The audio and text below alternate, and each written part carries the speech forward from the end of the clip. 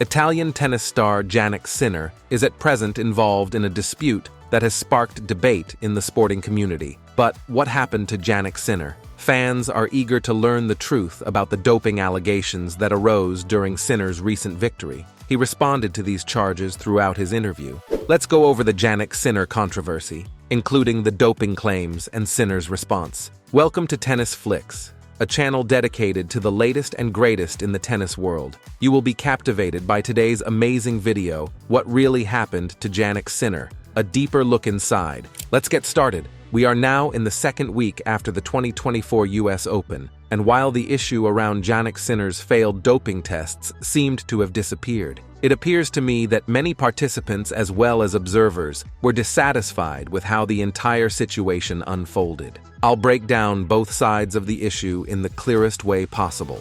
On February 12, 2024, Umberto Ferrara, Sinner's fitness coach at the time, buys a medicinal spray branded Trophedermin.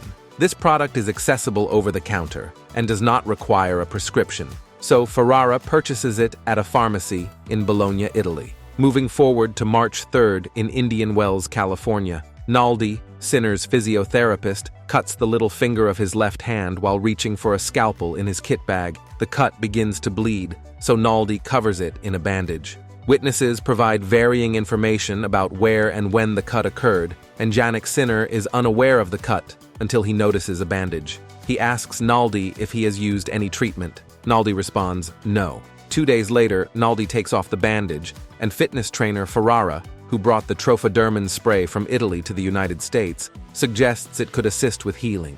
The Trophedermin spray canister clearly states an anti-doping warning. However, it has already been removed from the packing. Ferrara, the fitness trainer, is also an authorized pharmacist who is meant to be knowledgeable about the medicine. Naldi claims that Ferrara did not issue him any anti-doping warnings, that he was unaware that the spray included clostebol, and that he did not read the label. Ferrara claims he provided Naldi with a strong warning regarding its use. Jannik Sinner is unaware of the issue. Meanwhile, Naldi utilizes the spray in his ensuite bathroom between March 5th and March 13th. During this time, he offers full-body massages with oils every day for an hour to an hour and a half without gloves. Naldi used 2 sprays of the medication on his hands and performed foot exercises to support Sinner with an ankle injury. Okay, folks, let's take a moment to discuss this point. Physiotherapists' connections with their players may differ, and they may not do glove massages on a regular basis. However, if you are aware that you have a cut somewhere, it is not difficult to wear a glove to avoid the exchange of body fluids. Timeline according to the independent tribunal findings. On 16th of March, Sinner loses to Carlos Alcaraz in the Indian Wells semi-finals. Then on March 18th, another urine sample submitted by Sinner prior to the Miami Open tested positive for clostebol. We are now on April 4th. Sinner was formally notified of an adverse analytical finding, or AAF, triggering the automatic interim suspension. Sinner reacted the same day with an urgent plea to have the suspension lifted. His provisional ban is lifted the next day. On April 17th, Sinner is alerted of the second AAF. He answers with another urgent plea to have the automatic provisional ban lifted, and his request is granted. Then, after a month, on May 30th, the International Tennis Integrity Agency, ITIA, charged Sinner with anti-doping rule violations. Now on 19th of June, Sinner's legal team gives specific justifications for the AAF. 20th of August, the ITIA revealed the investigation and its findings, declaring that Sinner has been cleared of all charges. However, he gives up his prize money and ranking points from Indian Wells. So why was Sinner still able to compete?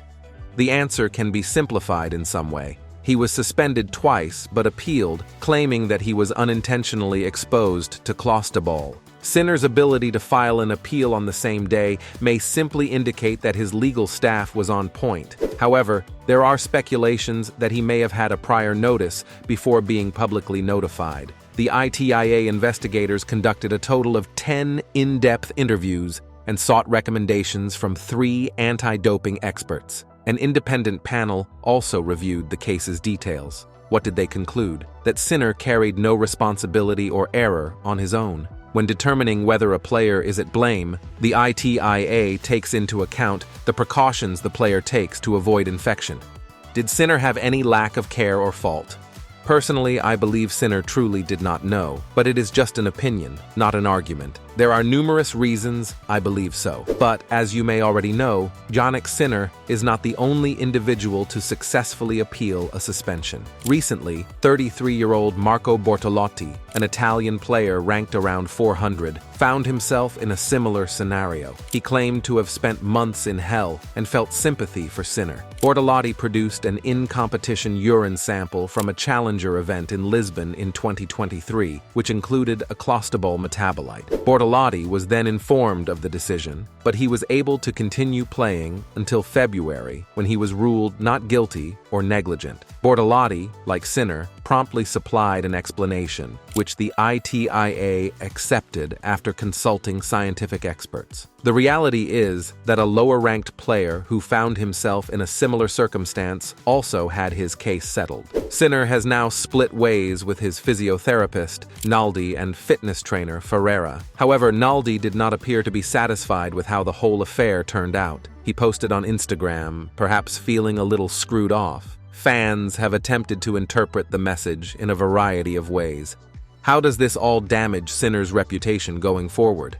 One thing we can't deny is that he handled the issue with elegance and class, which deserves to be grateful for. He hasn't shied away from answering queries regarding failed doping tests, however. The Italian says that, while it has not been easy, he has had tremendous amounts of support from friends and family. These are my takeaways from the entire situation. I believe we should not rush to make judgments on athletes, since we are unlikely to know all that happened behind the scenes. Another question was over Sinner's decision to skip the Olympics. Was illness the sole reason he missed the Olympics, or was the doping scandal involved? Sinner answered by stating that his choice of not attending the Paris Games was solely for physical grounds. The attention has been focused on him, and it may continue to be so for some time. Despite the fact that his condition is difficult, Jannik believes that it provides greater understanding. Today's video has come to an end. We looked at what really happened to Jannik Sinner, a deeper look inside. We sincerely hope you found enjoyment in gaining insights into the way he has handled his doping suspension. While fans and several players have expressed support, some believe the decision was influenced by Sinner's prominent reputation in the sport. Despite the obstacles, Sinner is determined to continue forward, concentrating on his performance and repairing his reputation. His recent achievement on the court reflects his perseverance and dedication to his profession.